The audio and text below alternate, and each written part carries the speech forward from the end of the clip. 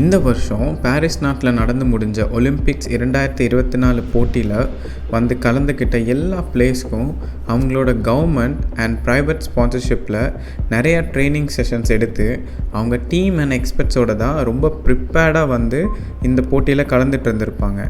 ஆனால் இதில் ரொம்ப கம்மியான சப்போர்ட்டில் வந்து தன் நாட்டுக்காக கோல்டு மெடல் வாங்கின ஒரு raw talent Arshad Nadeem, the golden boy from Pakistan.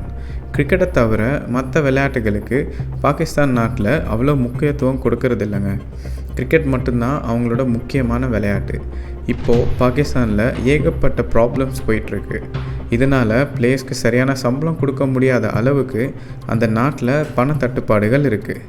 இந்த மாதிரி ஒரு சூழலிருந்து வந்த அர்ஷத் நதீம் விடாமுயற்சியும் தன்னம்பிக்கையும் திறமையும் மட்டும் இருந்தால் போதும், யாருனாலும் தங்கப்பதக்கம் வெல்ல முடியுன்றத இந்த உலகத்துக்கு அவர் வாங்கின அந்த மெடல் மூலமாக சொல்லியிருக்காரு. பதக்கம் மட்டும் இல்லைங்க, அவர் கிரியேட் பண்ணது ஒலிம்பிக்ஸ் ரெக்கார்டு. 32 வருஷத்துக்கு அப்புறமா பாகிஸ்தான் ஜெயிக்கிற கோல்டு மெடல் இது. இந்த மாதிரி இன்ட்ரெஸ்டிங்கான நியூஸ் தெரிஞ்சுக்க கதா டைம்ஸ் தமிழ் சேனலை சப்ஸ்கிரைப் பண்ணுங்கள்.